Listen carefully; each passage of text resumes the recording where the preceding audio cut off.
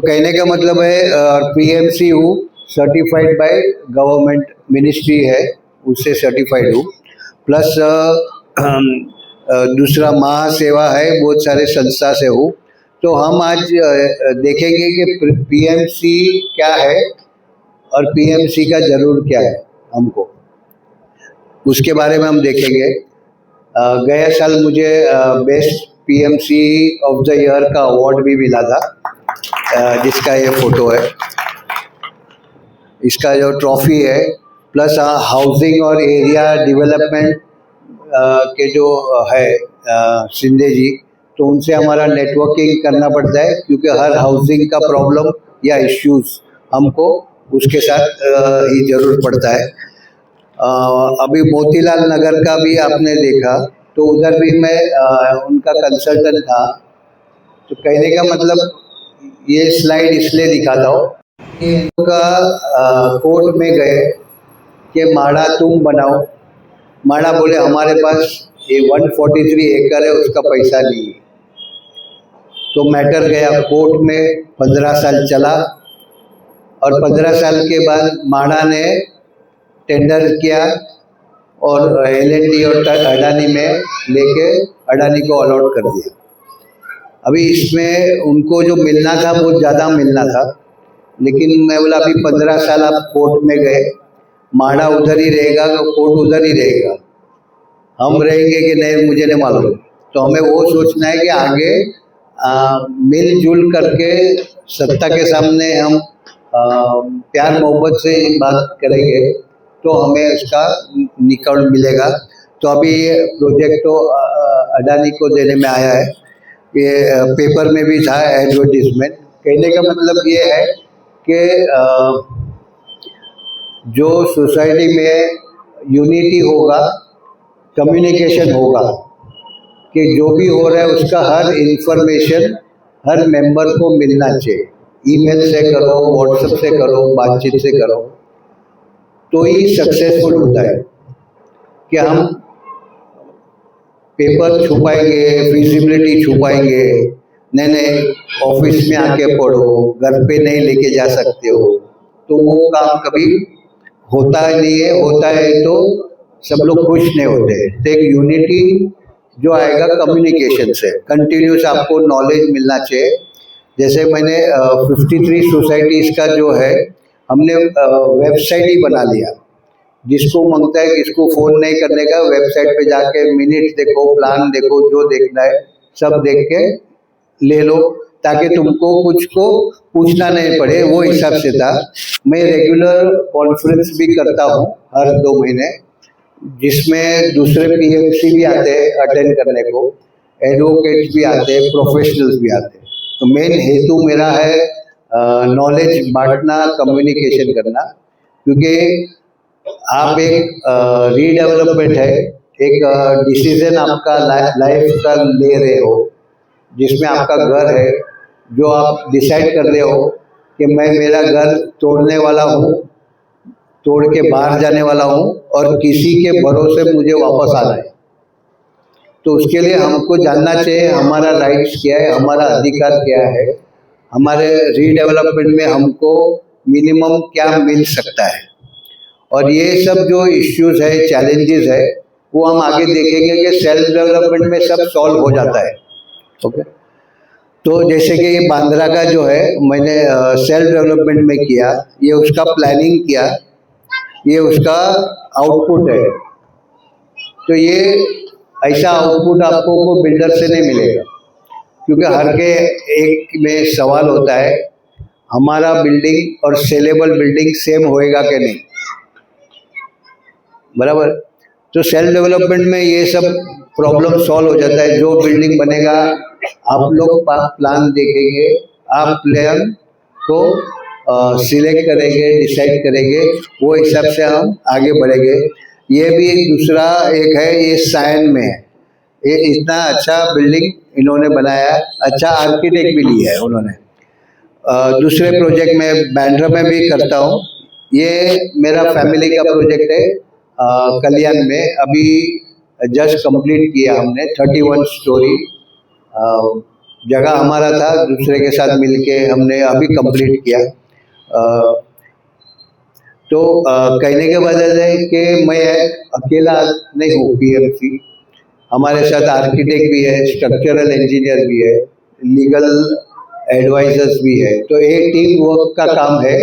इसी तरह मैं चाहूँगा आप भी एक टीम वर्क के हिसाब से काम करेंगे तो हम आगे इस पर बढ़ सकते हैं। ये हमारा जो 53 सोसाइटीज़ का है, इसी तरह बार बार मीटिंग, 53 बिल्डिंग, 49 मीटिंग्स किया मैंने, 49 हर एक बिल्डिंग में जाके, टेरेस पे जाके, ताकि हर एक को पूरा इंफॉर्मेशन मिले, नॉलेज मिले। पहला मीटिंग हमने जो किया 350 जन आए, लेकिन 350 के सवाल और 350 के जवाब वो एक मीटिंग में नहीं दे सकते। इसके लिए हमने बोला टाइम लगेगा, लेकिन हर मीटिंग हर बिल्डिंग में हम जाएंगे, तो वो हिसाब से हम कर रहे हैं। बीच में यूके के ट्रेड कमिश्नर भी आए थे कि डेवलपमेंट तो होता है, आज हर एक को रीडेवलपमेंट करना है, लेकिन इंफ्रास्ट्रक्चर का क्या, सीवरेज लाइन का क्या। जैसे इधर बेलापुर से अंडरग्राउंड सीवरेज पाइपलाइन चल रहा है, जो हमारे बिल्डर्स एसोसिएशन के मेंबर्स को ही कॉन्ट्रैक्ट मिला है, तो इंफ्रास्ट्रक्चर है, लाइट है, ये सब सोल्यूशन भी हमको साथ में सोचना है, नहीं कि खाली बिल्डिंग में कितने इंक्रीज बनेगा। सेल्फ डेवलपमेंट में जो बेनिफिट्स है, लेकिन ये बेनिफिट्स अभी अंडर प्रपोजल है। जैसे कि आपको 10% एक्स्ट्रा FSI मिलेगा, GST का बेनिफिट मिलेगा, LUC टैक्स माफ मिलेगा, हम जो बैंक से लोन लेंगे उसमें हमको 4% रिबेट मिलेगा। तो ये सब बेनिफिट्स गवर्नमेंट चाहती है। और लास्ट मंथ जैसे कि SRA है स्लम्स के लिए, म्हाडा है, BMC है, ऐसा सेल्फ रीडेवलपमेंट के लिए भी अथॉरिटी का स्थापना हुआ, जिसका ऑफिस म्हाडा में है, 3रे माले पे, क्योंकि गवर्नमेंट ही चाहती है कि सब आगे आवे और सेल्फ रीडेवलपमेंट करें। एक मिनट,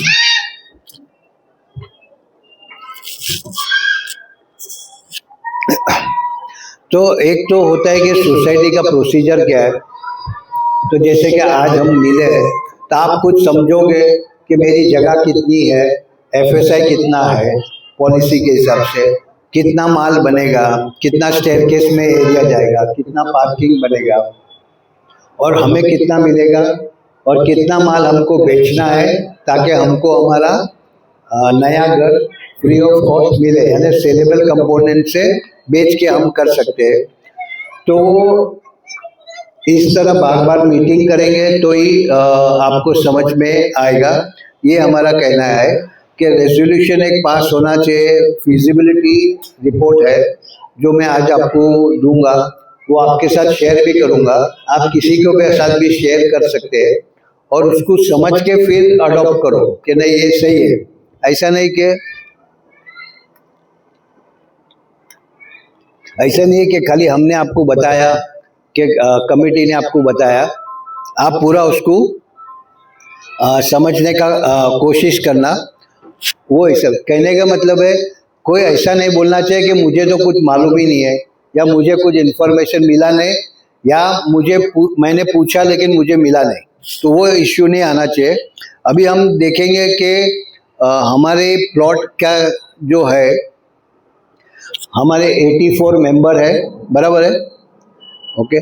टोटल परमिसेबल एरिया है कि यहाँ 1,07,770 स्क्वायर फुट बनेगा।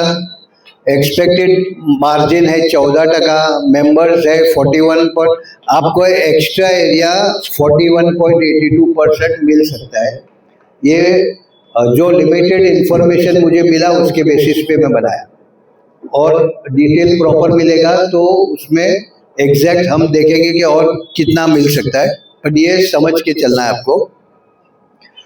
और प्रोजेक्ट का कॉस्ट है, रेवेन्यू है 141, एग्जिस्टिंग साइट स्टेटस हमारा 2085.86 स्क्वायर मीटर का प्लॉट है, जो हमारे प्लॉट में 84 मेंबर है, और हम आज की तारीख में 24,358 स्क्वायर फीट यूज कर रहे हैं। ओके, अभी हमको बाद में मिलेगा, वो हम देखेंगे कि कितना है। दूसरा है कि हमारा बेसिक एफएसआई क्या है। बेसिक एफएसआई हमारा एक है, जो आप घर में रहते हो, प्लॉट 2000 मीटर का है, आपको 20,000 अप्रोक्सीमेटली स्क्वायर फुट आपको बांधने मिले। एफएसआई फ्लोर स्पेस इंडेक्स बोलते हैं। 1000 स्क्वायर फुट है तो मुझे 1000 स्क्वायर फुट का प्लॉट है तो मुझे 1000 स्क्वायर फुट बांधने मिलेगा पहले। अभी जैसा है हम देखेंगे कि अगर 2 एफएसआई है तो हमको 1000 में 2000 बांधने मिलेगा। ओके, अगर 3 एफएसआई है तो हमारा समझो 10,000 फुट है तो हमको 30,000 फुट बांधने मिलेगा। बराबर। ये बेसिक हमको अंडरस्टैंड करना है कि जब मैं आपको बोलूँगा कि हमको एफएसआई 3 है तो आपका 2000 मीटर का प्लॉट है 2085, तो आपको कुछ 6250 स्क्वायर मीटर बांधने को मिल सकता है। लेकिन उसके साथ में एक इंसेंटिव एफएसआई बोलते हैं, जिसको बोलते हैं एंसिलरी, तो वो 60% एक्स्ट्रा एरिया आपको मिलेगा, वैसा हमने बताया है। अभी इसमें कैसा है कि जो एक एफएसआई के ऊपर जो भी हमको एफएसआई मिलता है उसका पेमेंट करना पड़ता है। कुछ म्युनिसिपल कॉरपोरेशन को करना है, कुछ हमको बाहर से लेना है, कुछ सिडको को देना है, तो वो हिसाब से हमको कॉस्टिंग ऑफ द प्रोजेक्ट है, वो भी हम आपको दिखाएंगे। जैसे कि टोटल बिल्टअप है 1,07,771, 891 एडमिसिबल कारपेट एरिया है, तो हमको 8911 स्क्वायर मीटर है, तो समझो 90,000 स्क्वायर फुट हमको बांधने मिलेगा। इसमें 41.82% आपको मिलेगा, 60% हमारा सेलेबल होगा। अभी सेल्फ रीडेवलपमेंट में वो 60% भी हमारा है, हमको बेच के हमारा 41% का कॉस्ट कवर करना है। बराबर है। तो इसमें बिल्डर कंपोनेंट नहीं आता है, जो सेलेबल है आपका है। तो क्योंकि हर प्रोजेक्ट का जो वायबिलिटी होता है ना, वो एरिया के भाव से होता है। जैसे इधर हमने 21,000 पकड़ा, तो किधर 40,000 का भाव है, किधर 60,000 का भाव है, किधर 1 लाख का भाव है। तो ये भाव के हिसाब से हम कैलकुलेशन करेंगे कि आपको 41% मिल सकता है, तभी उसमें हमको कुछ प्रॉफिट रहेगा जो सोसाइटी को ही रहेगा। तो सेलेबल में जो है टोटल कारपेट एरिया 8910 है, मेंबर को हम 3209 दे रहे हैं, और सेलेबल है 5701 फाइनल सेलेबल कर।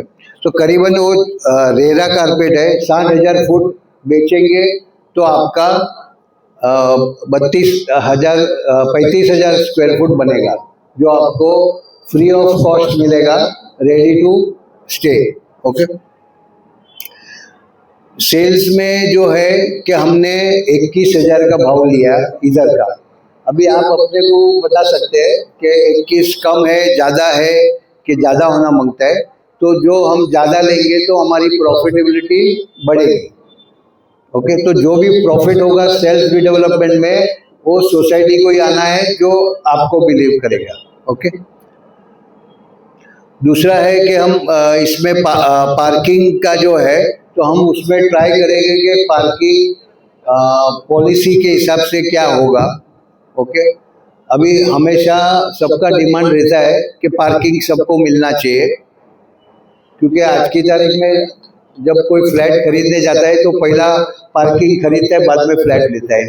तो उसमें हम पॉलिसी के हिसाब से कोशिश करेंगे कि सबको एक पार्किंग मिल जाए।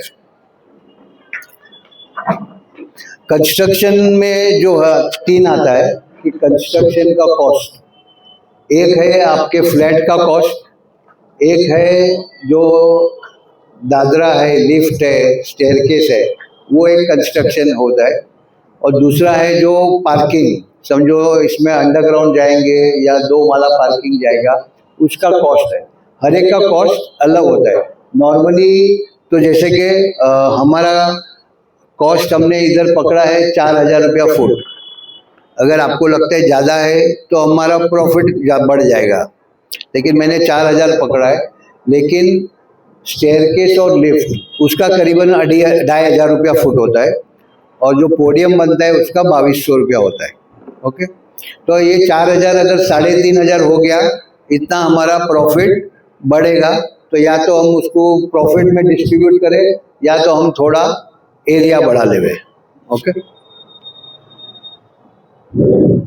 सो रेगुलेटरी में क्या है, जैसे कि रीडेवलपमेंट सुनने को अच्छा है, कितना एरिया मिलेगा, क्या भाड़ा मिलेगा, और कभी मिलेगा, और कितने टाइम में मिलेगा, लेकिन उसको जुड़ा हुआ कॉम्प्लेक्स प्रोसीजर है और 25 से ज़्यादा प्रीमियम्स है। जैसे कि स्क्रूटिनी फीस है, आईओडी है, डेब्रिस यानी काम चालू होगा और आप रास्ते पे डेब्रिस छोड़ देंगे, म्यूनसिपलिटी वाला आके उठाएगा और आपको बिल भरेगा, तो उसका भी डिपॉजिट पैसा लेते हैं जो रिफंड हमको वापस आता है।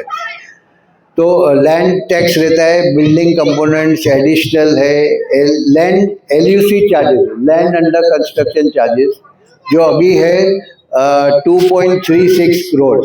लेकिन अगर सेल्फ रीडेवलपमेंट का पॉलिसी पास होता है तो उसमें दिया है कि ये हमको माफ़ करने में आएगा, लेकिन आज की तारीख में भरना है हमको। फिर स्टेयरकेस है, उसका प्रीमियम है। तो स्टेयरकेस और लिफ्ट ओपन स्पेस है, उसको भी FSI लगता है, लेकिन अगर उसको फ्री ऑफ FSI करना है तो लैंड रेट जो है, ज़मीन का रेट का 25% का हमको प्रीमियम भरने का, तो जो हमको बेनिफिशियल एरिया में मिलता है। ओके, उतना हमको स्क्वायर फुट ज़्यादा मानने को मिलता है। फिर यूटिलिटी में जो बेसिक है, fire safety, water, electricity, paste, BMC expense और पार्किंग।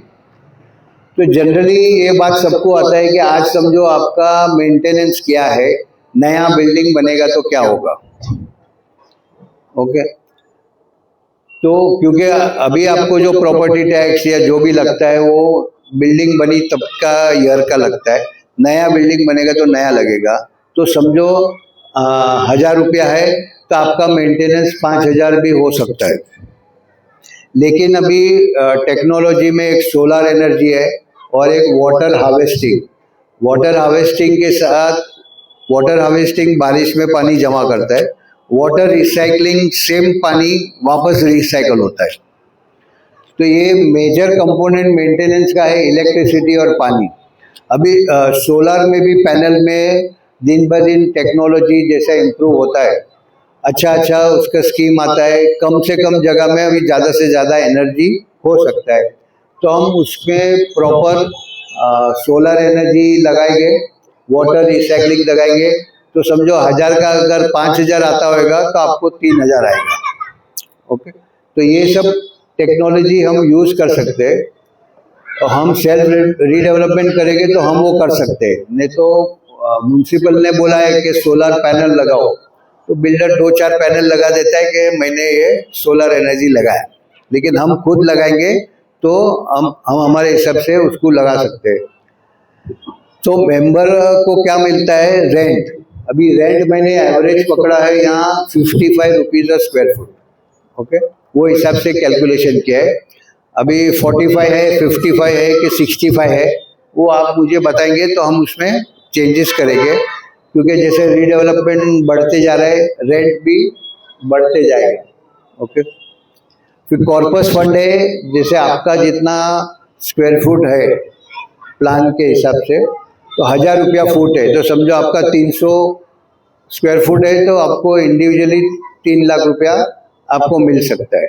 ओके, तो रेंट मिलेगा, कॉर्पस मिलेगा, शिफ्टिंग, बाहर जाओगे और बाहर आओगे, ट्रांसपोर्ट कॉस्ट वो 30,000 है, ब्रोकरेज जो है 1 महीने का हमने 15,000 रुपये देना है।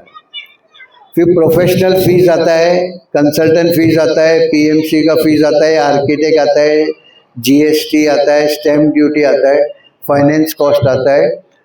तो ये सब भी हमने इंक्लूड किया है कि अगर हम महाराष्ट्र बैंक से भी लोन लेंगे तो वो इंटरेस्ट भी हमने इसमें इंक्लूड किया है। तो आपको नया घर बनेगा, बिल्डिंग बनेगा, सब रेडीमेड मिलेगा और उसमें इंटरेस्ट भी कवर्ड होगा और जो महाराष्ट्र बैंक से देंगे।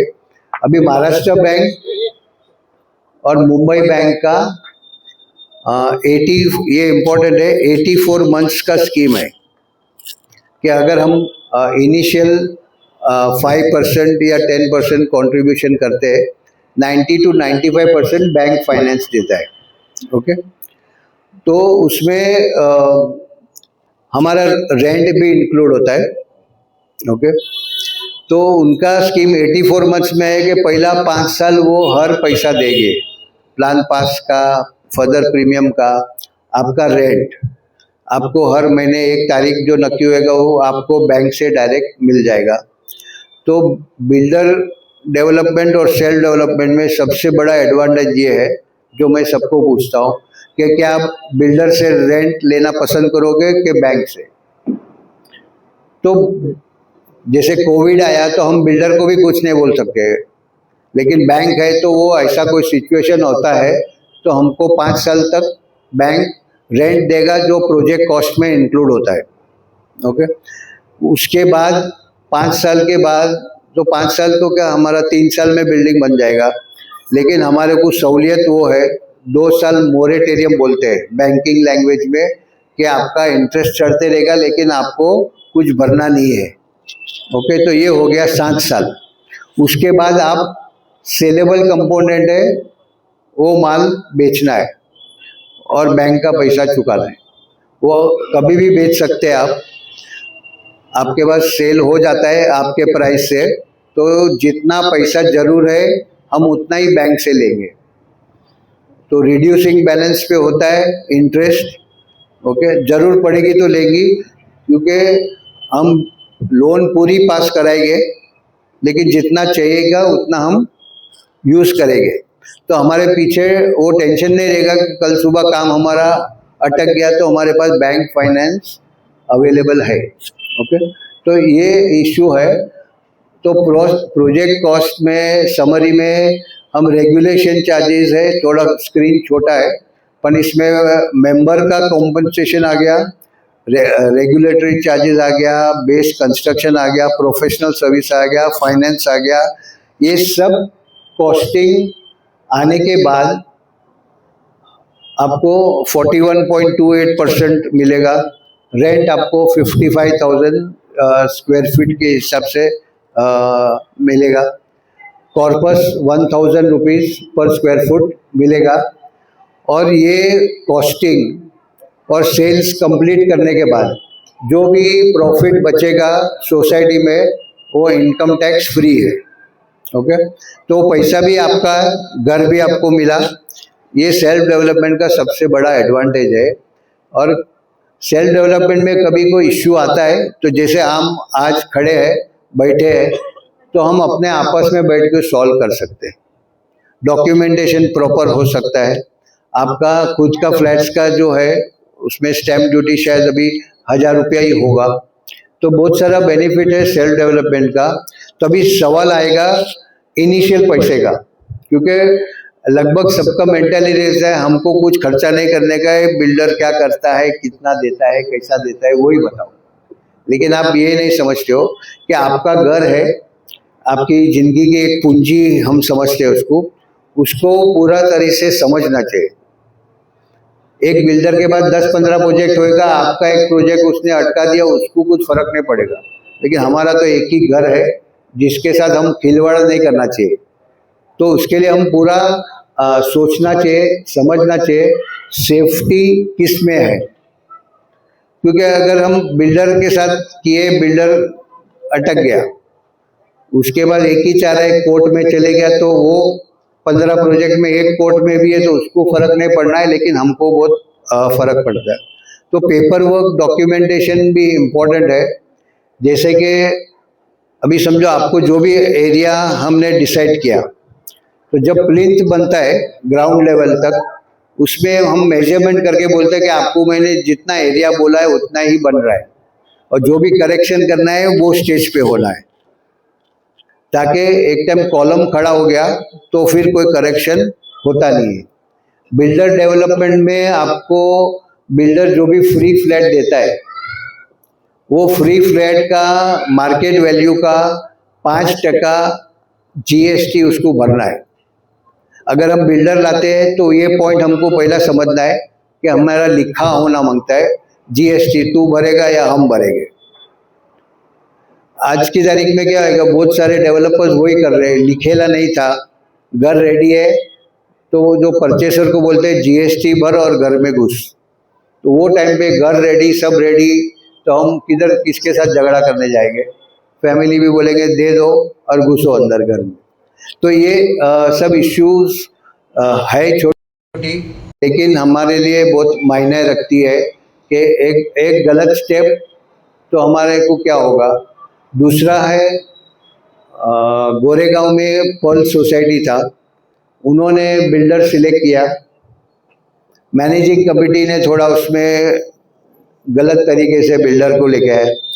बिल्डर ने डेवलपमेंट अग्रीमेंट किया, रजिस्टर किया, उसको सोसाइटी ने परमिशन दिया, तू तेरा माल भी बेच सकता है, और बिल्डिंग बना। उसने माल बेचा और निकल गया। कोर्ट में जिन्होंने बिल्डर्स के पास से लिए थे, उन्होंने सोसाइटी इज लायबल टू पे, तो कोर्ट ने क्या जजमेंट दिया, बिल्डर को किसने अपॉइंट किया, तुमने किया, डेवलपमेंट अग्रीमेंट किसने किया, तुमने रजिस्टर किया, पावर ऑफ अटॉर्नी किसने दिया, तुमने दिया, उसको बेचने का परमिशन किसने दिया, तुमने दिया।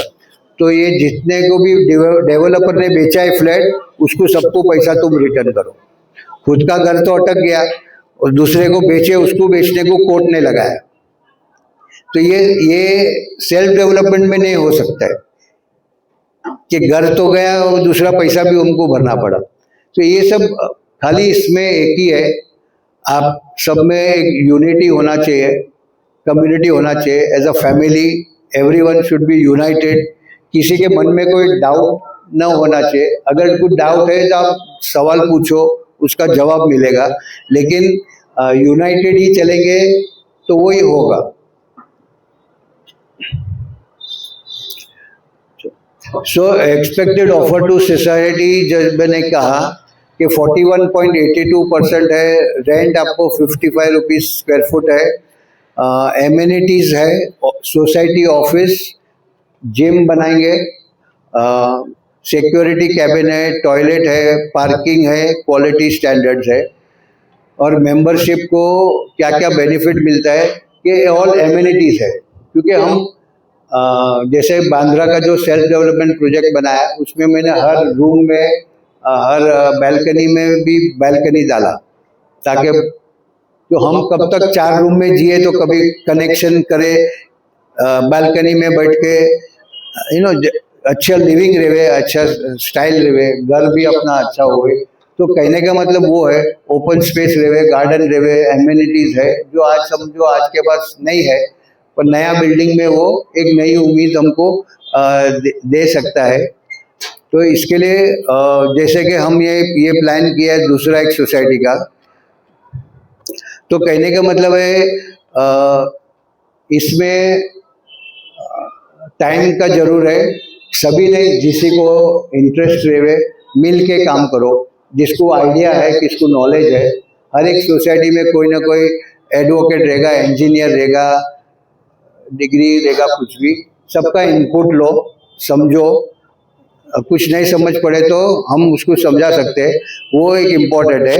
तो फाइनेंस का जो इश्यू है, जो सब कुछ सवाल है कि वो 5% का भी क्या नहीं, 10% का, तो कैसा कि क्या सोसाइटी मेंबर्स को देना पड़ेगा कि नहीं।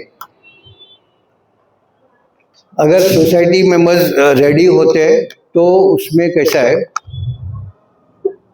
हमारे को समझो एक 100 करोड़ का प्रोजेक्ट है, बराबर है, हमको 5 करोड़ से 10 करोड़ जमा करना है।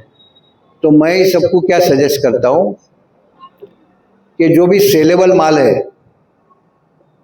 बराबर है, उसमें से हम 5000 फुट या 6000 फुट आप आधे भाव में बेचो, और ये ऑफर मैं सब सोसाइटी को देता हूँ। आप में से किसी को भी लेना है, आपको जो एक्स्ट्रा घर तो मिलेगा ही, लेकिन हमारा फोकस है इनिशियल पैसा जमा करने का। तो मैं हर मीटिंग में कहता हूँ, क्योंकि छोटे मोटे प्रोजेक्ट मैं भी करता हूँ, एज अ फैमिली बिजनेस है, लेकिन मेरा है कि रीडेवलपमेंट आपकी लाइफ में एक ही बार होता है, तो उसका पूरा एडवांटेज आप ले सकते हो। तो इनिशियल जो पैसा खरीदना है, जैसे 21 का भाव है, आप बोलो कि हमको 5,000 फुट या 6,000 फुट, क्योंकि हमको 5-7 करोड़ का जरूर है, वो हम 11,000 में भी मेंबर को देते हैं। इसमें कुछ मेंबर रेडी होएंगे, कुछ नहीं रेडी होगी, तो कोई कंपलसरी नहीं है। कोई नहीं भी लेगा तो मैं आपको लाके दूंगा वो पैसा। अगर आपको वो भी नहीं करना है तो मैं वो भी इन्वेस्टर लाके दूंगा, क्योंकि ये भाव में कोइन सब आएंगे। लेकिन हर एक का हर माइंडसेट रहता है कि नहीं, मुझे मेरे घर से मतलब है, नया घर से मतलब है, मुझे कोई पैसा नहीं देना है, तो कोई बात नहीं। तो सल्यूशन हम सब चीज का देते हैं। तो इसी तरह हमारा इनिशियल फंडिंग में मैं आपको करके दूंगा, तो वो भी टेंशन नहीं है। लेकिन ये ऑफर पहला हम सब मेंबर को देंगे कि भाई ये भाव में कितने को देने का है। भले एक अकेला नहीं कर सकता है, 2-3 जन मिल के करो। समझो 500 स्क्वायर फुट का फ्लैट है, तो आप 4 जन मिल के लो, तो आपको एक एडवांटेज मिल जाता है कि कुछ माल आपको अच्छे भाव में मिलता है। हमारा प्रोजेक्ट के कॉस्टिंग में फर्क नहीं पड़ता है, हमारे प्रोजेक्ट के क्वालिटी में भी कोई फर्क नहीं पड़ेगा, क्योंकि हम सेलेबल माल से देते हैं। बाकी का फंडिंग हमारा बैंक का आ जाता है। ये हम एक्सरसाइज इसके लिए करते हैं कि बैंक का जो कंडीशन है, मुंबई बैंक बोलती है कि 5% दो, महाराष्ट्र बैंक देंगे 10% दो, क्योंकि मुंबई बैंक 12% इंटरेस्ट लेती है, महाराष्ट्र बैंक 10.5% लेती है। तो ये अचीव करने के लिए हमें ये इनिशियल एक्सरसाइज करना पड़ता है। तो ये ऑफर आपको भी है, आप लोग ही डिसाइड करने का। बाकी का माल आप अपने हिसाब से बेच सकते हो जैसा आपको जरूर पड़े। बैंक तो आपको फंडिंग करेगा हर चीज का, रेंट का, कंस्ट्रक्शन का, प्लान का। लेकिन आपको कोई ऑफर मिलता है, आपके हिसाब से आता है, तो आप माल बेचो, उतना कम पैसा लो बैंक का। लेकिन नहीं भी बेचेंगे तो बैंक आपको पूरा कर देंगी, वो भी मैं आपको करके दूंगा उसमें। और अभी अथॉरिटी भी बनाया है माड़ा की 3rd ऑफिस में, Pravin Darekar, who is the chairman of Mumbai district bank, और ही इज ऑल्सो चेयरमैन, और उसको कैबिनेट दर्जा दिया है to handle self redevelopment of housing societies. Okay, तो गवर्नमेंट का पुश है, क्योंकि अगले 5-10 साल में देखो, 4 साल पहला हर बिल्डर बोलता था एक सोसाइटी तो लेके आ। अभी दिन में उसको 4 सोसाइटी मिलती है, तो जिसमें उसको सबसे ज़्यादा पैसा मिलेगा वो करता है। हम लोग का भी वही सिचुएशन है। जो काम एवरीडे आप रास्ते में 10 जन को पूछेंगे तो 8 जन बोलेंगे कि हाँ, हमारे इधर भी कुछ रीडेवलपमेंट का बातचीत चालू है। तो काम तो बढ़ने वाला है, काम करने वाले भी है, लेकिन अच्छे बिल्डर कम है। और वो भी एक तो अच्छे है, लेकिन नियत भी अच्छी होनी मांगती है। उसका काम अच्छा होगा, लेकिन नियत भी तो अच्छी होती है। जैसे कि आपको कुछ एरिया अभी बोला, अरे मेरे प्लान में नहीं बैठता है, आप 4 माले पे थे, मैं आपको 1 माले पे दूंगा, ऐसा करने में कोई भी कभी वो लोग सोचने में झिझकते नहीं है। तो वो हिसाब से हम सबको एडवाइस करते। और हमारा रोल अगर है, आज से आप घर वापस आएंगे तब तक आपके पास रहेंगे, आपको प्लान बना के दूंगा, आप प्लान स्टडी करो, सजेशन दो, आप ही प्लान फाइनल करेंगे, हम फिर ही प्लान डालते हैं जो भी है। डॉक्यूमेंटेशन हम आपको सबको देंगे, आप उसको चेक करो, करेक्शन करो, और कुछ इसमें गलती है तो आप करेक्शन करके दो कि भाई ये मिस आउट हो गया है, ये नहीं मिस आउट, क्योंकि हम भी इंसान है, हम भी मिस्टेक कर सकते। पर माइंडसेट ये है कि हम भी सीखने को रेडी है, या कुछ ऐसा हो गया तो आप हमको बताओ। ऐसा नहीं है कि मैं बोला वो पत्थर का लकीर, जो आप बोलेंगे वही होगा, ऐसा। तो ये सब इश्यू है इसमें। जिसके पास 2 फ्लैट थे, तो कायदा था कि आप वो दूसरा फ्लैट भाड़े पे चढ़ाते हो तो आपको रेंट आता है, तो उसके ऊपर इनकम टैक्स स्लैब में आते तो आते। गवर्नमेंट का तभी क्या था कि आपका दूसरा घर है ना, भाड़े पे चढ़ाओ या नहीं चढ़ाओ, हमारे हिसाब से इतना इनकम हुआ, इतना टैक्स भरो। तो हमने जी टीवी के माध्यम से पुटअप किया था फाइनेंस मिनिस्टर को कि ये सरासर गलत है, मेरा घर है, मैं पैसा भरता हूँ, मैं स्टैम्प ड्यूटी भरता हूँ, आपका सब डिमांड पूरा करता हूँ, फिर मैं घर रखूँ, खाली रखूँ या किसको दूँ, इसमें आपको क्या लेना देना। तो 2 साल पहले उन्होंने ये भी एक्सेप्ट कर दिया, तो अभी आपका 2 घर भी रहेगा और आप उसमें रहते भी हो या खाली भी है तो उस पर आपको टैक्स लगता नहीं है। तो no tax on rent you don't get from home. अभी ये मैंने नंबर बनाया लेकिन ये बहुत छोटा है। तो कहने का मतलब जो आपको मैं शॉर्ट में जो समझाया कि अभी का जो FSI मैंने पकड़ा है 3 FSI और जो बम्बई में बोलते हैं फंजिबल, उधर 35% है, इधर ये एरिया है कि यही रूल थाना को भी लगता है और हमारे कल्याण को भी लगता है, तो उसको बोलते हैं एंसिलरी। तो 3.6 के हिसाब से अगर आपको 41% मिलता है और आपको रेंट भी मिलेगा। अभी जो आपका प्लान के हिसाब से जो एरिया है, तो मेरे को बोलने में आया कुछ 290 के 300 है, बराबर। वो जो होगा उसका 41% ऐड होके आपको नया फ्लैट मिलेगा। क्योंकि इसमें समझो सेलेबल माल ज़्यादा भी है, वो प्रॉफिट आपको ही मिलना है, सेल्फ डेवलपमेंट, तो किधर बाहर नहीं जाने वाला है।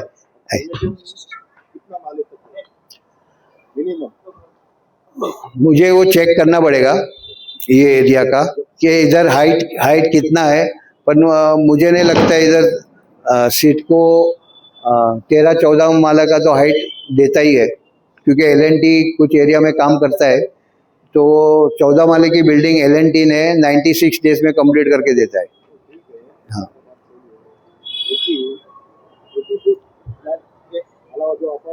लोन लेके उसको तो करना है अपने को रिटर्न, तो उसके हिसाब से फ्लैट सेल होना भी चाहिए, उसका एक्सेस बढ़ना चाहिए, ऐसा कुछ नहीं। वो सेलेबल माल तो बनेगा, और जो बैंक है, बैंक सेलेबल माल पे लीन रखती है, मॉर्गेज जो रखती है सेलेबल पे रखती है और आपके लैंड पे रखती है इनिशियल। जैसा सेलेबल माल बन गया और आपने नहीं बेचा तो लैंड से निकल के आपका सेलेबल पे मॉर्गेज आता है, आपके खुद के घर पे कभी मॉर्गेज नहीं लगता है। ये उनका पॉलिसी है, जो पहले था उन्होंने निकाल दिया कि भाई आपके एग्जिस्टिंग फ्लैट को कुछ नहीं होगा, जो भी होगा सेलेबल को होगा, आपको जब भी बेचना है बेचो, पर हमारा लीन रहेगा। आपको ऐसा लगता है कि 6 महीने के बाद बेचेंगे तो 3000 रुपया फुट बढ़ जाएगा, तो प्रॉफिट आपका, उनका खाली इंटरेस्ट। ओके, जैसे हम कहते हैं हम संडे को सोते हैं, इंटरेस्ट नहीं सोता है, तो हमें वो समझना है कि उसको जैसा क्लोज करो जान छुड़ाओ, ऐसा है। लेकिन हमारा काम हो सकता है।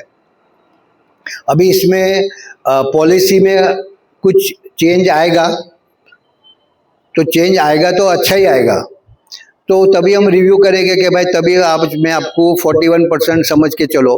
कुछ पॉलिसी में बदलाव आया तो आपको बताऊंगा कि पॉलिसी के हिसाब से अभी आपको या ज़्यादा मिल सकता है। तो जो है वो आपका है, प्रॉफिट अकाउंट में आपका है, माल आपका है। जो है वो सबको मिल सकता है, सबको देंगे जो भी फ्लैट बनेगा। पॉलिसी के म्यूनसिपैलिटी का पॉलिसी के हिसाब से नहीं है सबको, लेकिन हम कोशिश करेंगे, क्योंकि हम सेल्फ रीडेवलपमेंट करते हैं ना, तो हमारी चीज़ वो बिल्डर रहता है कि आपको हर 4 फ्लैट पे एक पार्किंग मिलेगा, ऐसा रूल है। लेकिन हम सेल्फ डेवलपमेंट करते हैं तो हम जितनी भी पार्किंग बनाएंगे हम हमारे लिए देंगे। कुछ फ्लैट हम बेचेंगे विदाउट पार्किंग, तो जो एरिया के हिसाब से आपको ऐसे भी मिलेंगे जो पार्किंग बिगर भी लेंगे, क्योंकि पार्किंग भी हम लोग अलग बेचते हैं। 6 लाख 7 लाख रुपया तो पहला आदमी पार्किंग लेता है, फिर घर लेता है। सरकार का ये, गवर्नमेंट का ये, हाँ, जब घर लेते हैं तो तुमको पार्किंग दिखाना पड़ता है, बराबर है। नहीं, उनका जो पॉलिसी क्या है कि एरिया के हिसाब से है कि जैसे 45 to 600 है तो आपको 4 पे एक मिलेगा, 600 पे है तो 2 पे एक मिलेगा, 900 स्क्वायर फुट होगा तो 1 पे एक मिलेगा, वो पॉलिसी होता है। उससे ज़्यादा हम यूज़ करते हैं तो हमारे FSI से कटता है। लेकिन सेल्फ डेवलपमेंट में वो हम प्रॉब्लम सॉल्व कर सकते हैं। हाँ, तो सेल्फ में हम ले सकते हैं, बाकी का जो सेल फ्लैट कुछ बेचने को रखेंगे उसमें हम बोल देंगे कि भाई विदाउट पार्किंग इतना फ्लैट है, विद पार्किंग इतना फ्लैट है, अगर पॉलिसी के हिसाब से हम बनाए तो ऐसा। हाँ वो तो है, गाड़ी हो या नहीं हो, गाड़ी का सोच के रखेंगे तो गाड़ी आएंगी ना। हाँ नहीं, जैसे मैं बोला पॉलिसी ये है, लेकिन इतनी कार पार्किंग आपको हम बताएंगे इतनी टोटल कार पार्किंग अवेलेबल है। अगर 100 बनती है तो 84 आपकी, 125 बनती है तो भी 84 आपकी, तो हमको उतना ज़्यादा माल बेचने में इजी होगा। वो डिसीजन आपका रहेगा।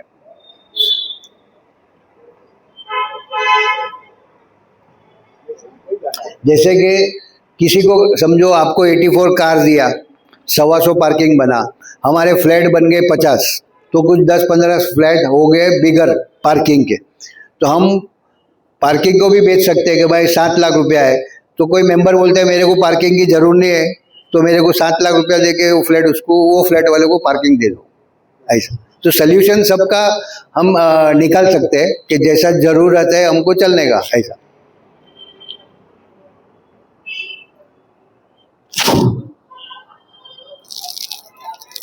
ये आपके साथ शेयर करूंगा कि कैसा वर्किंग किया है डिटेल में, जो मैंने प्रेजेंटेशन में बताया वही आंकड़ा प्रेजेंटेशन में है, ऐसा।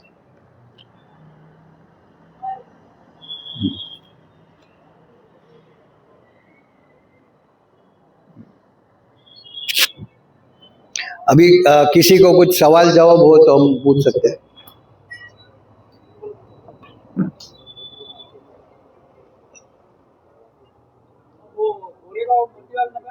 हाँ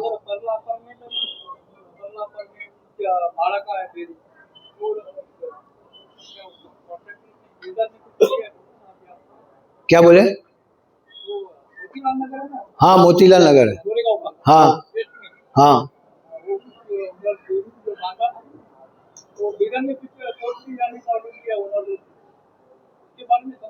मोतीलाल नगर का, देखो मोतीलाल नगर का अब पूछे ना, उसका हिस्ट्री बोलता हूँ।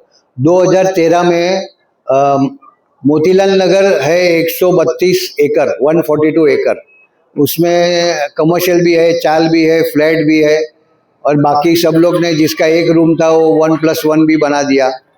तो ये सब होके गया मैटर कोर्ट में।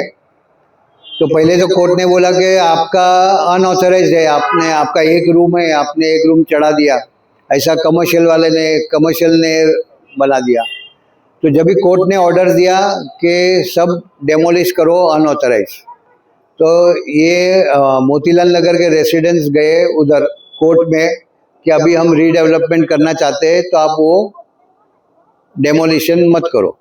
तो जज ने बोला ठीक है, आप रीडेवलपमेंट में जा रहे हो तो डेमोलिशन नहीं करते।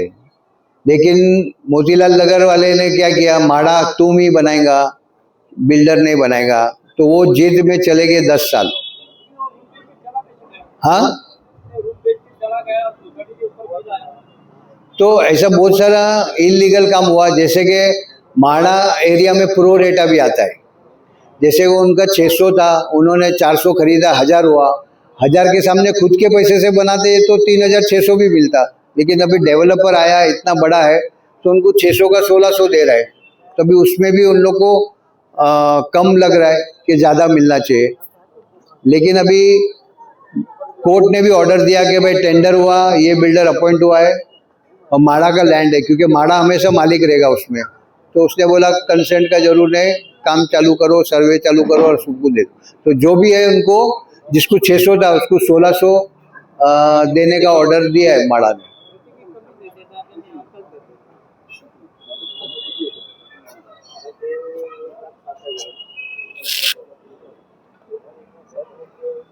कोणाला काय विचारायचं का क्वेश्चन? ये दे दो। अच्छा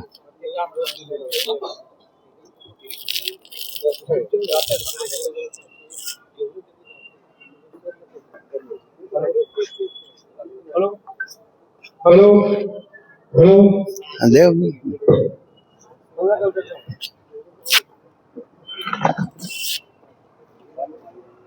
सांगा. कुणाला काय प्रश्न विचारायचा आहे? हेलो 84 ऑल टुगेदर टेनेंट है. हाँ तो एक्चुअली आपने बोला था 41 और 60 का रेशियो. हाँ तो कितने फ्लोर का टावर इधर हो सकता है as per the calculation?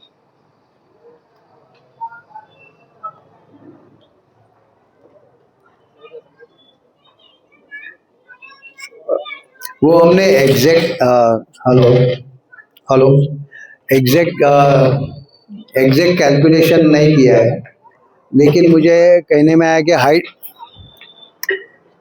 Hello हाँ एग्जैक्ट कैलकुलेशन करने में नहीं आया है, लेकिन समझो 2000 मीटर है तो समझो यानी 20,000 स्क्वायर फुट हुआ, तो लगभग 10 से 12,000 स्क्वायर फुट का प्लिंथ एरिया बनेगा. ओके, तो उसमें समझो 8 फ्लैट भी बन सकते हैं. ओके, आप डिवाइड कर लो कि 1,00,000 फुट बनना है, 500 फुट से भी बनेंगे.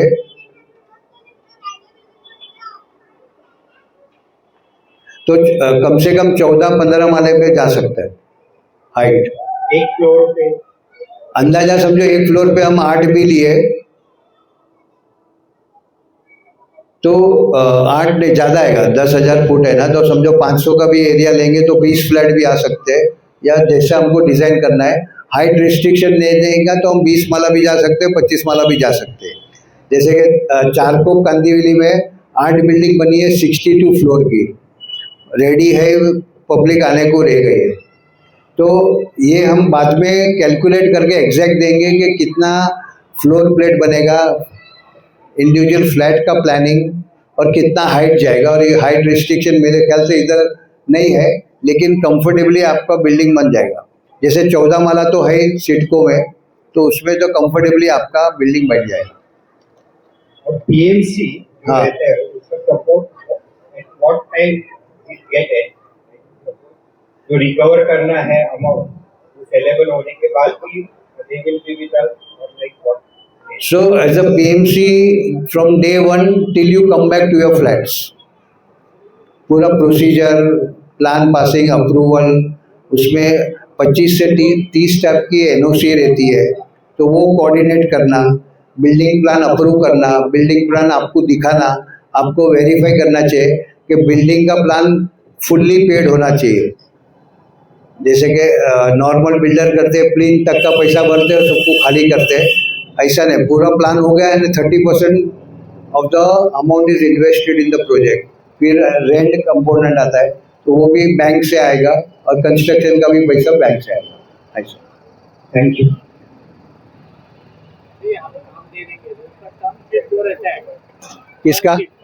हेलो अभी दोनों साइड में हाई टेंशन है बराबर. हाँ, तो जो बिल्डिंग खड़ा होगा वो अभी हाई टेंशन के बाजू में खड़ा हो, बीच में खड़ा होगा? बीच में खड़ा होगा, क्योंकि मुझे जब दिखाने में आया तो मैंने पहला सवाल वो किया, हाई टेंशन का क्या है. तो हाई टेंशन से हमको कुछ डिस्टेंस छोड़ के रखना पड़ता है, पर हमारा प्लॉट साइज और शेप अच्छा है, तो हम उससे जो मीटर छोड़ के है वो मीटर छोड़ के ही करेंगे. अभी जो बीच में बिल्डिंग खड़ा होगा वो कितने माले का खड़ा होगा? मैंने जस्ट आंसर दिया, वो कैलकुलेशन करना पड़ेगा, एडॉक में नहीं बोलूँगा. तो 14 माला भी बन सकता है, 15 माला भी बन सकता है.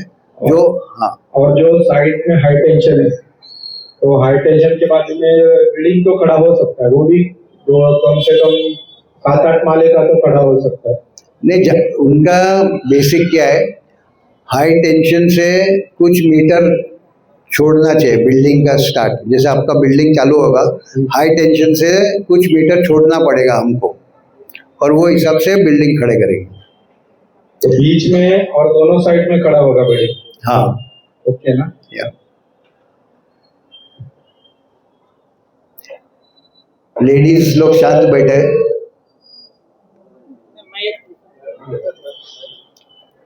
हेलो हाँ हेलो हाँ, बस उधर उधर उधर ही पकड़ो. हाँ, नहीं अपना जो कम सीट रहता है माइक में बोलो, नहीं सब लोग सुनेंगे ना। आपके हमारे जो कम सीट रहेगा यानी आप हमको दे देंगे कम सीट, तो उसके हिसाब से आपके साथ होएगा कि कॉन्ट्रैक्टर के साथ होएगा?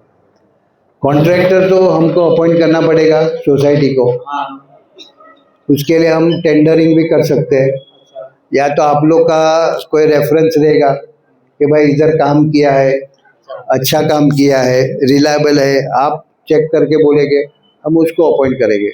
फिर भी डीलर रहेगा समझो ये रहेगा कॉन्ट्रैक्टर, तो आप जॉइंट वेंचर में एग्रीमेंट में रहेंगे हमारे साथ?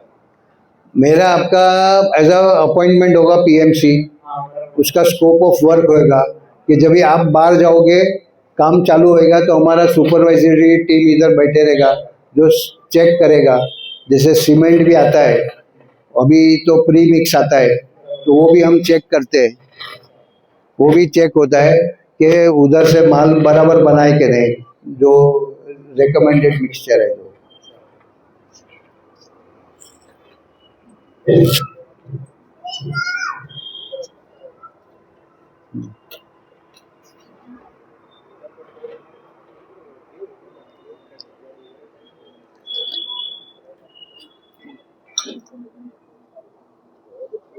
है कोई?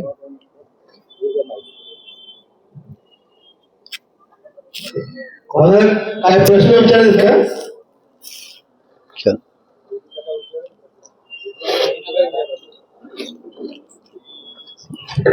काही प्रश्न विचारायचे असतील कोणाला? नमस्कार, माझं नाव भूषण हिरे.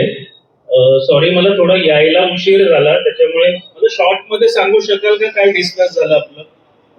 ऑलरेडी 2 मीटिंग झालेल्या आहेत पीएमसीच्या, तर ह्या मीटिंग मध्ये काय वेगळं डिस्कशन झालंय का ते मला थोडक्यात सांगा तुम्ही.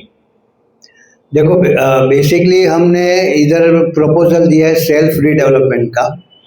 उसका बेनिफिट है कि सब सोसाइटी के कंट्रोल में रहता है, documentation, there is no builder in this, plus 5 to 10% contribution society की तरफ से रहेगा, 90 to 95% मुंबई बैंक या महाराष्ट्र बैंक, जिसको रिजर्व बैंक ने मैंडेट दिया है कि to give funding to housing societies who are going for self redevelopment.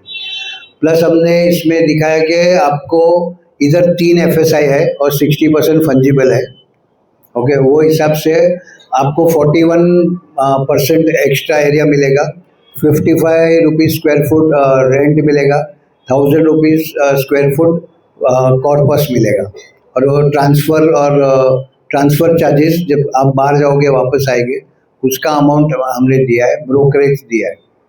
तो ये एमिनिटीज में क्या चीज देने वाले हैं आप? एमिनिटीज़ में हम बेस्ट का बेस्ट दे सकते हैं, जैसे जिम तो आएगा, सोसाइटी ऑफिस आएगा, ड्राइवर रूम आता है, सिक्योरिटी कैबिन आता है, प्लस उसके लिए हम आपको प्लान देंगे। इसके लिए हमने कंस्ट्रक्शन कॉस्ट पकड़ा है 4000 रुपया रेसिडेंस का, उसमें जो बेस्ट होगा वो भी हम आपको प्रेजेंट देंगे, क्योंकि इसमें क्या है, घर आपका, एरिया आपका, और जो प्रॉफिट बचेगा वो सोसाइटी का।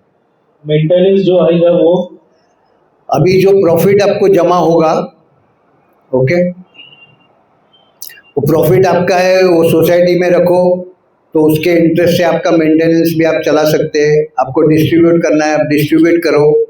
खाली ऐसा है कि जैसे हम सोलर एनर्जी यूज़ करेंगे, वाटर रिसाइकलिंग यूज़ करेंगे, तो उसमें आपका 30 से 40% नया मेंटेनेंस में फ़र्क आ जाएगा। ओके, ठीक है। Hello, hi sir. हाय। बहुत अच्छा लगा सर, आपने जिस हिसाब से प्रेजेंटेशन दिया है बहुत ही अच्छा है सेल्फ डेवलपमेंट के हिसाब से। मेरा क्वेश्चन ये था कि for example society is ready, आपको अपॉइंट कर लिया, उसके बाद ओवरऑल टाइम पीरियड कितना होता है अप्रूवल्स के लिए? Because most of the times कैसा है, अप्रूवल्स में जाता है, ठीक है। फॉर एग्जांपल सिडको अप्रूवल्स है, पीएमसी है, जो भी है, there are lots of process इसके अंदर। तो मेरे को वो जानना है कि इसमें ओवरऑल प्रोसेस कितना लगेगा और हम कब से अपना कंस्ट्रक्शन का काम चालू कर सकते हैं? Good question. जैसे कि समझो आज पीएमसी अपॉइंट करते हैं तो हमारा टारगेट रहेगा कि विद इन 3 मंथ्स आपसे प्लान अप्रूव कराओ, क्योंकि आप प्लान अप्रूव करोगे, क्योंकि एक बार प्लान देने में सॉल्व नहीं होगा। 10 जन का 10 सजेशन आएगा, कोई बोलेगा 1 बेडरूम बनाओ, कोई बोलेगा 2 बेडरूम बनाओ। तो क्योंकि ये आपके लाइफ में एक ही बार होना है, तो जितना है उसको निचोड़ लो। तो एक टारगेट है कि भाई 3 महीने में हम हमारा बिल्डिंग का प्लान पास आपसे अप्रूव करा लो। प्लान हम सबमिट करेंगे तो जो सिडको के हिसाब से करीबन मेरे ख्याल से 6 महीना लगता है प्लान अप्रूव करने में। प्लान अप्रूव होने के बाद हम मैक्सिमम 30 मंथ्स में कंप्लीट करके देंगे from the date of approval of the plan. यानी 3 महीना, 6 महीना, 9 महीना हो गया। ओके, तो उसके बाद 24 to 30 मंथ्स। ओवरऑल मतलब समझ के चलिए कि 1 साल पकड़ के चलो, अगर आप 1-2 महीना हो 1 साल और 2.5 साल, मतलब 3-3.5 साल में आपका। अर्लियर भी हो सकता है, टेक्नोलॉजी अभी अच्छा है। माई वन टेक्नोलॉजी हम ले सकते हैं उसमें। जैसे कि एक स्लैब फ्लोर बनता था ट्रेडिशनल में 1 महीने में 1, माई वन महीने में 3 कर सकते हैं। तो ट्रेंड तो माई वन का ही है हर जगह, तो ऑफकोर्स वही करना पड़ेगा। सो ये बिल्डिंग का we can target 24 months from the date of vacating. आपको वेकेट करेंगे उससे 24 months. Thank you sir, thank you.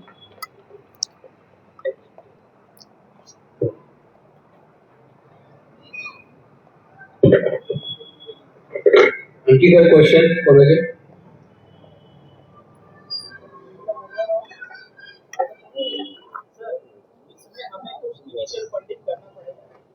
तो जैसे मैंने कहा कि अगर हम सेल्फ डेवलपमेंट में जाते हैं 95% फंडिंग हमको बैंक से मिलता है। इनिशियल 5% है वो हमें जनरेट करना है, बराबर है। तो मैंने कहा कि जो हमारे को सेलेबल कंपोनेंट है उसमें से हम 5-6 हज़ार स्क्वायर फुट आधे भाव में बेचने को डिक्लेयर करने का, with the option to the members first कि भाई आपको डालना है 11,000 रुपये के भाव से, भले 2 जन मिलो 3 दिन मिलो। तो समझो हमको 5 करोड़ रुपया जमा करना है या 6 करोड़ जमा। सोसाइटी में 2 करोड़ जमा हुआ तो 4 करोड़ रुपया मैं ला के देता हूँ अगेंस्ट दैट। वो यानी इन्वेस्टर्स आर देयर वो हिसाब से। बट इसमें आपको जितना एडवांटेज लेना है तो आप ले सकते हैं। ऐसा ultimately members only will benefit. ऐसा मेरा है कि नहीं मैं ही डालूंगा सब पैसा, आप डालो, आपका शॉर्टफॉल मैं पूरा करूंगा। तो बैंक का जो क्राइटेरिया है वो हमको, और वो इनिशियल फंडिंग से हम 0 FSI प्लान पास करेंगे, which is a basic criteria of the bank कि भाई 0 FSI का प्लान पास हो गया, वी आर इन, तभी वो हमारा 5% आएगा, 95% का उनका अप्रूवल आएगा। उसके बाद प्लान पूरा पास होगा, फुल्ली पेड, फिर ही हमको घर छोड़ के जाना है, ताकि हमारा 30% पैसा लग गया। फिर रेंट है वो आपको बैंक से डायरेक्ट मिलेगा इंडिविजुअल मेंबर्स को एट द अग्रीड डेट। तो बैंक आपको रेंट मिलते जाएगा जब तक बिल्डिंग कंप्लीट नहीं होएगा। अब बिल्डिंग कंप्लीट हो गया, आपको घर मिल गया, उसके बाद भी आप उसको 2 साल बैंक को कुछ भी नहीं देंगे तो चलेगा। आपको ऐसा लगता है कि थोड़ा टाइम रुकेंगे, 1,000-2,000 रुपया रेट ज़्यादा मिलेगा तो रुको, या नहीं है तो बेच के निकल जाने का। ऐसा हाँ, डेमोलिशन से पहले वही है ना, वो जो है कि भाई आधे भाव में तुमको मिलता है। बट कोई आदमी कभी पैसा डालेगा जब आप लोग सब एक हो जाएंगे, तो यूनाइटेड होना चाहिए, कोई डिफरेंस ऑफ ओपिनियन नहीं होना चाहिए। जिसको कुछ भी सवाल 10 बार पूछो मैं 11 टाइम जवाब दूंगा, लेकिन आपको एक होके चलना है।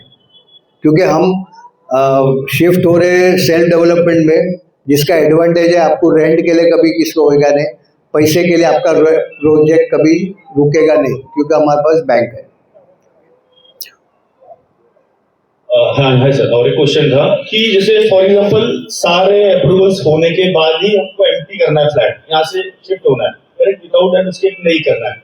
अच्छा, और एक क्वेश्चन था sir, which are the major challenges, ये जो आपने 1 साल बोला कि अप्रूवल्स में लगेंगे, इसमें 3-4 ऐसे क्या चैलेंजेस है जो बड़े चैलेंजेस है जिसमें हमें ज्यादा टाइम लगने वाला है? चैलेंज सबसे बड़ा चैलेंज आप में ही है, आपको एक होना है। everyone has to give consent. That is the biggest challenge. और कोई चैलेंज नहीं है, थैंक यू सर. क्योंकि बहुत सारी सोसाइटीज रहती है जिसमें मैनेजिंग कमेटी को वेस्टेड इंटरेस्ट होता है, तो उसमें सब गड़बड़ होता है, कम्युनिकेशन नहीं होता है.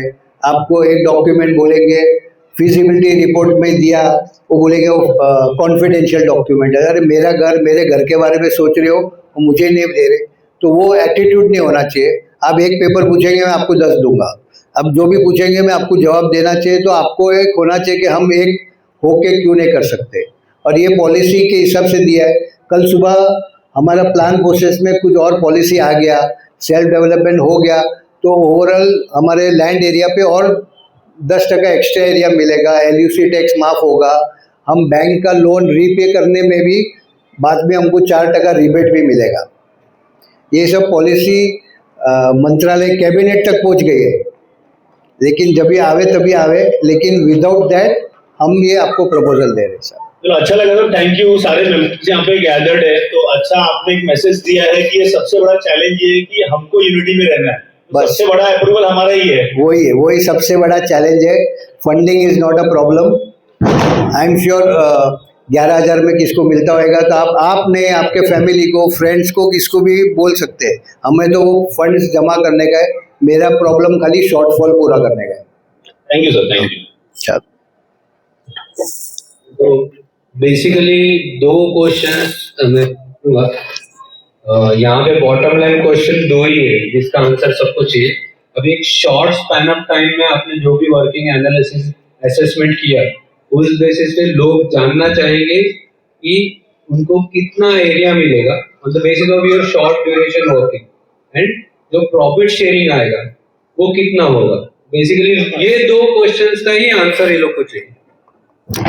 तो एक मिनट.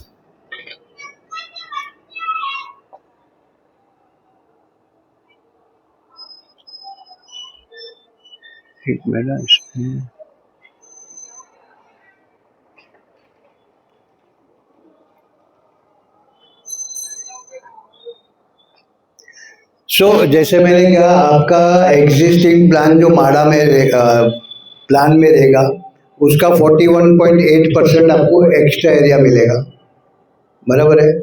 आपको रेंट मिलेगा एट 55 रुपीज़ स्क्वायर फुट. वो आप मुझे बताना कि 55 में आपको मिलेगा कि नहीं मिलेगा, कि 45 में मिलेगा कि 65 में मिलेगा. That you can increase it also eight average 10% every month. Corpus आपको 1,000 रुपया स्क्वायर फुट मिलेगा. जैसे कि आप बाहर जाओगे तो आप जिधर भी घर लोगे तो आपको डिपॉजिट भी लगेगा, तो आपका वो 3 लाख में से आप 50,000 प्रपोजल में होगा कि आपको किधर डिपॉजिट देना पड़ेगा, तो वो पैसा आपको मिलेगा. प्लस मंथली आपको बैंक से रेंट भी मिलेगा. वो हो गया कॉर्पस. बाहर जाने का, आने का और ब्रोकरेज, वो भी मैंने कवर कर लिया. अभी ये सब में इंटरेस्ट जो है, प्रॉफिट आफ्टर इंटरेस्ट करीबन 8 करोड़ 79 लाख है. प्रॉफिट टू द सोसाइटी आपको 41% देने के बाद 8-8.5 करोड़ रुपया सोसाइटी को मिलेगा. वो डिपेंड्स ऑन, अगर आप 21,000 से भाव में बेचते हैं तो हम कुछ माल बेचेंगे तो 1-2 करोड़ कम हो जाएगा. अगर हम कुछ माल 11,000 में बेचेंगे तो, लेकिन साइमल्टेनियसली आज 21,000 है, अब बिल्डिंग बनने के बाद 23,000 हो गया, तो वो प्रॉफिट भी आपका है. तो ज़्यादा से ज़्यादा ऐसा समझो कि 8 करोड़ रुपया प्रॉफिट इसमें कैलकुलेशन में आता है.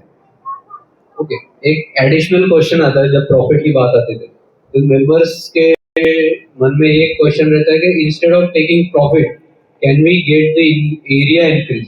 कर सकते हैं, वो हम कर सकते हैं कि भाई चलो हमको 8 करोड़ नहीं मांगता है, सोसाइटी को 3 करोड़ मांगता है, तो 5 एरिया थोड़ा बढ़ाएंगे तो प्रॉफिट कम हो जाएगा, एरिया थोड़ा ज़्यादा बढ़ जाएगा. That can be doable. हाँ, वो तो आंकड़ों का ही खेल है. एरिया कम ज़्यादा करेंगे तो प्रॉफिट कम हो जाएगा, but there is sufficient profit is there for you all to decide. But when we will submit the proposal to the bank for loan, तो वो लोग भी प्रॉफिट देखना चाहेंगे ना कि एक बेंचमार्क कुछ है क्या ऐसा, certain percentage of project should be the profit value, उसके बिना बैंक को खाली इतना देखना है कि मैं आपको 50 करोड़ रुपया देता हूँ तो मुझे कितना माल सेलेबल मिलने वाला है एट 21,000। उनको प्रॉफिट से कोई प्रॉब्लम नहीं है, because it is a self development where motive is to get your own maximum area and benefit.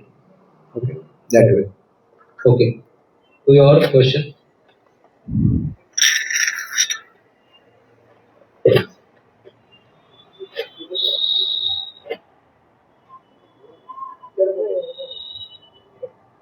Area जो 41% आपने बताया, तो फॉर एग्जांपल एग्जिस्टिंग अभी 300 स्क्वायर फीट पकड़ते हैं तो उसके ऊपर 41%। Correct correct. कार्पेट 300 कार्पेट पकडतो आपण, 41 पण कार्पेट वरतीच सांगितलं। 41% देऊन 8 करोड प्रॉफिट, 8 करोड प्रॉफिट नाही पाहिजे तर मग 41% तर 50 होणार, 55 होणार, what ever is the feasible breathable amount for the net profit। 420 with 8 crore profit, 8 crore divided by 84, 9 ते 10 लाख, 10 लाख रुपये आणि 420 एरिया, रफली एक नंबर।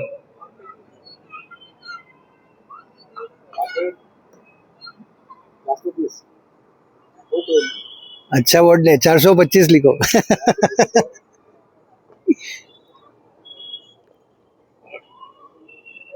सर यहाँ पे टॉवर कितने बन सकते हैं? 1 2 3, only single, how it is? वो तो प्लानिंग करेंगे तभी मालूम पड़ेगा ना, प्लानिंग करेंगे तभी मालूम पड़ेगा। तभी आपको कुछ बना के दूंगा मैं, उसमें फिर तभी आप सजेशन देना, एक विंग चाहिए, 2 विंग चाहिए, हाइट क्या चाहिए, हाइट क्या हो सकता है, हाइट क्या चाहिए, वो सब हम डिस्कशन कर सकते हैं। 420, 300 त्याच्यावरती 41-40%।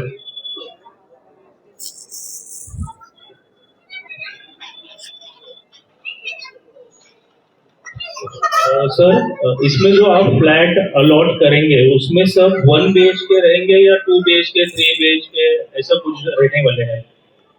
अभी देखो 420 में क्या हो सकता है, 1 BHK हो सकता है, लेकिन जैसा बोलो आपको प्लान बना के दूंगा। कहने का मतलब या तो समझो किसको थोड़ा ज़्यादा एरिया 480 मांगता है तो वो 60 स्क्वायर फुट सेलेबल से लेके आपको दे सकते हैं, उसका 60 का आप पैसा भर दो अगर किसको बड़ा मांगता है तो। ऐसा आई बात समझ में, what I am trying to say. वापस रिपीट करो। अभी 420 है तो 420 में मुश्किल से 1 बेडरूम बनेगा, अगर लेकिन 480 में आपको 2 बेडरूम बना के दे सकता हूँ, तो 60 स्क्वायर फुट हम सेलेबल में से लेंगे, तो उधर सेलेबल का जो डिफरेंस अमाउंट है आप वो पे कर सकते हैं। ऐसा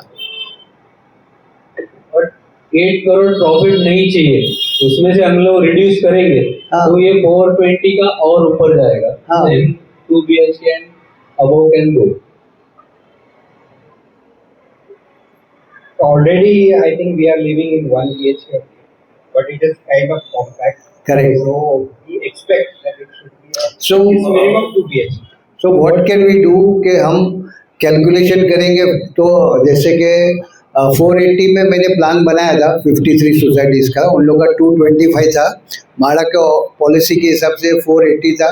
माड़ा का पॉलिसी अभी चेंज हो गया तो उनको मैं 610 दे रहा हूँ, लेकिन I will share with you कि 480 स्क्वायर फुट में 2 बेडरूम कैसा बनता है, और वो 480 आपको देने से वो 60 स्क्वायर फुट हो गया, तो उसमें कितना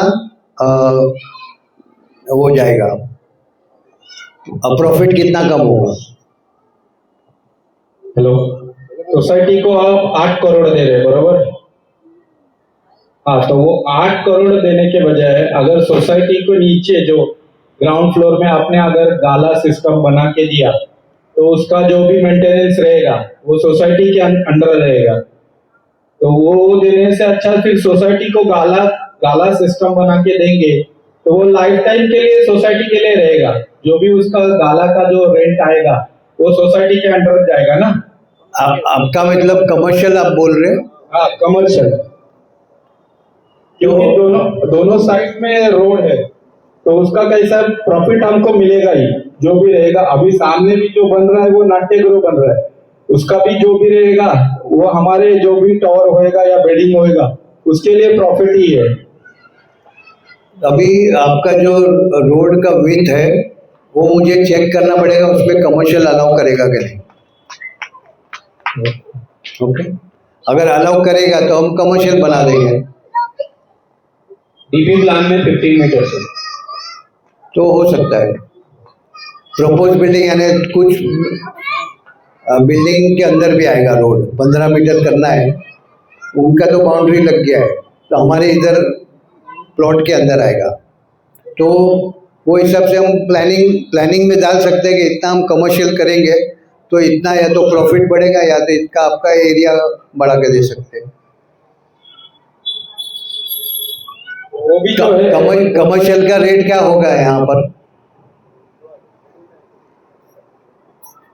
कमर्शियल का मैं पूछ रहा हूँ आपको, इधर क्या रेट रहेगा? Okay, so it is advisable to have commercial, but that everyone should agree. वो क्यों बेटर ही गिरेगा, क्योंकि जो भी रहेगा वो लाइफ टाइम के लिए रहेगा। नहीं, आई अग्री, कमर्शियल आएगा तो बहुत सारा प्रॉब्लम सॉल्व हो जाता है, बट वो फिर कलेक्टिवली सब लोग should agree for that way. But somewhere I heard कि 20 meters and above road width रहेगा, देन ओनली।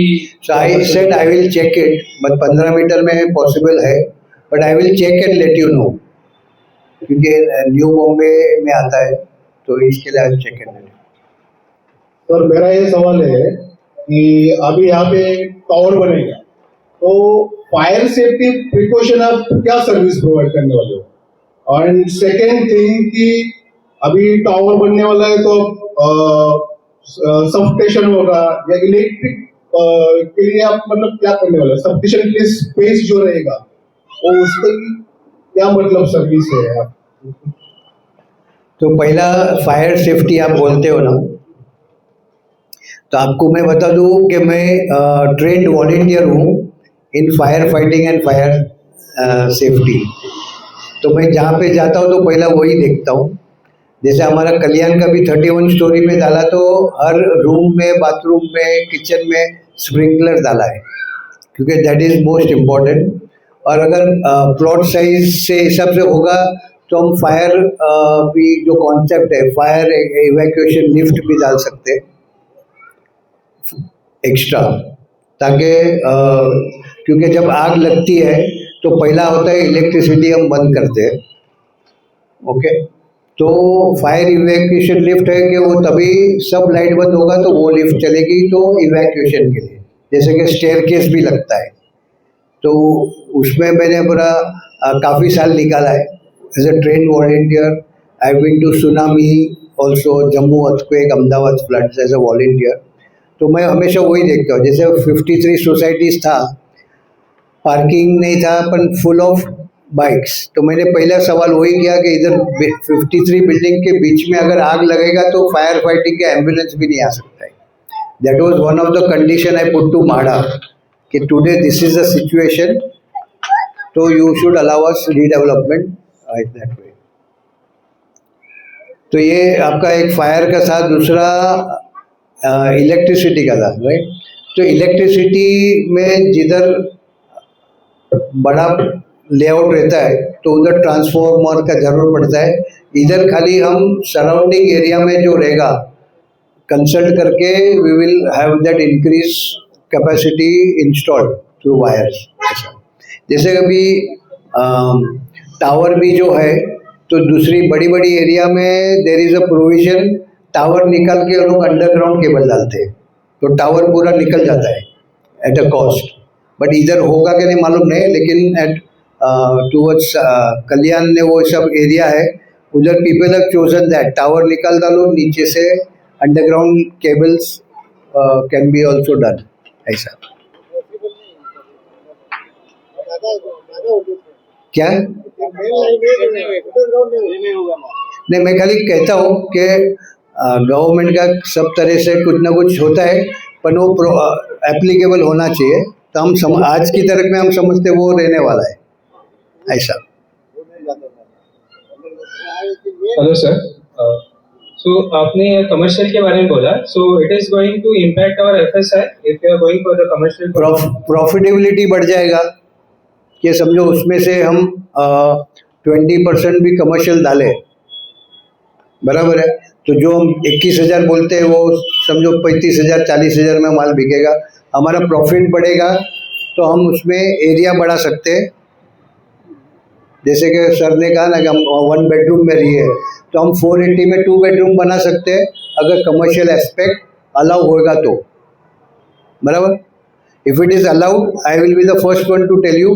बट कभी कभी क्या होता है हाउसिंग सोसाइटीज़ में पीपल डोंट प्रिफर कमर्शियल, तो सबका सुनना चाहिए ऐसा। और आप सब अग्री है तो I can think of that lines. तो एवरीवन इज ओके अगर कमर्शियल आता है तो इधर जो बैठे उनको पूछता हूँ। नहीं, आप बोले फायदा है, यानी किसी सबका सहमति होना चाहिए कि भाई हाँ करो, हमारे को उसमें 2 पैसा फायदा मिलेगा तो क्यों नहीं ऐसा। Second thing is we are taking the parking, तो पार्किंग का भी slot it is taking from the whole FSI houses. Parking का एक फॉर्मूला है, वो मैं फॉर्मूला आपको शेयर करूंगा। तो उसमें हम कैलकुलेट ऐसा करेंगे कि समझो आपको 84 को पार्किंग देता हूँ तो कितनी पार्किंग बचती है। तो समझो हमारे पास सेलेबल 50 फ्लैट है और हमारे पास पार्किंग 35 है, तो हम 35 तो विद पार्किंग बेचेंगे, 15 विदाउट पार्किंग बेचना पड़ेगा। लेकिन जिसी को पार्किंग नहीं चाहिए ही कैन से कि मेरा पार्किंग ये 15 में से इसको बेच दो। Sorry that is not the question. Like कि जो पार्किंग के लिए एफएसआई यूज होगा वो हमारे फ्लैट में उसका इम्पैक्ट होगा, it is not going to impact. Parking से आपका जो फ्लैट एफएसआई से कोई इम्पैक्ट नहीं होगा, जो एरिया आपको मिल रहा है। सवाल खाली ये है कि अगर 4 फ्लैट पे एक पार्किंग है तो 84 डिवाइड बाय 4 करो तो उतना पार्किंग मिलेगा, ओके। लेकिन हम पूरे 84 पार्किंग लेते हैं तो सेलेबल में पार्किंग नहीं रहेगा, सब सेलेबल में नहीं रहेगा, ऐसा बोलो। Thank you.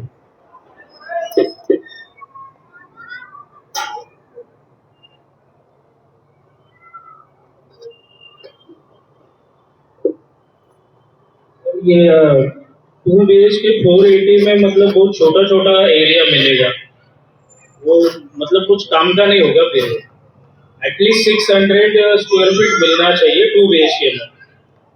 और बोलने के लिए 2 BHK होगा लेकिन काम का नहीं रहेगा वो। तो आपका बात बराबर है, लेकिन 600 बनना चाहिए ना। अगर हम अभी 420 में मैं आपको दिखाया कि हमको बचता है 8 करोड़, 600 बचाऊंगा तो वायबल नहीं होगा ना, प्रोजेक्ट लॉस में जाएगा। तो वो प्लान बनाए थे आपने वैसा? नहीं, प्लान में बनाऊंगा, लेकिन मैं 600 का प्लान बनाएंगे उतना एफएसआई आपका निकल जाएगा तो सेलेबल उतना कम हो जाएगा ना, तो वायबल नहीं होगा। कमर्शियल भी ऐड करने का आप बोल रहे हैं ना? वो मैं बोला कमर्शियल, पहली बात तो I will check commercial allowed है कि नहीं। अगर कमर्शियल अलाउड है तो उसमें कितना कमर्शियल बैठेगा वो बेसिस पे हम आपको कैलकुलेशन दूंगा कि भाई इतना कमर्शियल में है तो इतना प्रॉफिट बढ़ता है तो इतना मैं एरिया बढ़ा सकता हूँ, कि 420 है तो 480 कर सकता हूँ कि नहीं, या 500 कर सकता हूँ कि नहीं, ऐसा। और आपको जिसको कंसर्न हमारा यही है कि 2 BHK मिलना चाहिए, एटलीस्ट वो बड़ा चाहिए। 420 या 480 आप बोल रहे हो उसमें कुछ तो जो डिफरेंस है ना वो आप पे करके ले सकते हो फ्रॉम द सेलेबल कंपोनेंट, ऐसा। बट वो देगा तो प्रोजेक्ट आपका वायबल ही नहीं होएगा ना, माइनस में चले जाएगा। समझो टीडीआर ले सकता है, सब लेने के बाद ही है। आपका एक एफएसआई अभी है, आपको 3.6 के हिसाब से बताया मैं। अभी आपका एक यूज है तो आपको 3 एफएसआई है और उसका 60% एंसिलरी है, वो ऐड करके आपको बताया। क्योंकि देखो इधर रेट कम है, इधर 40,000 का होता तो आपको 600 आराम से देता। रेट के ऊपर है ऐसा।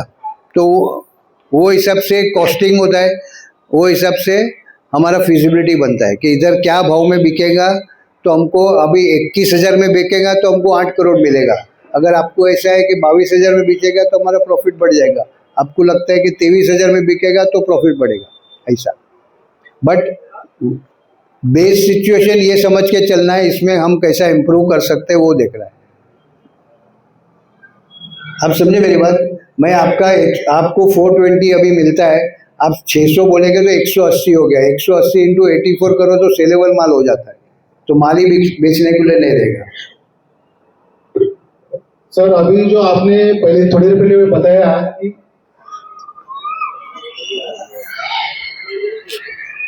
हेलो।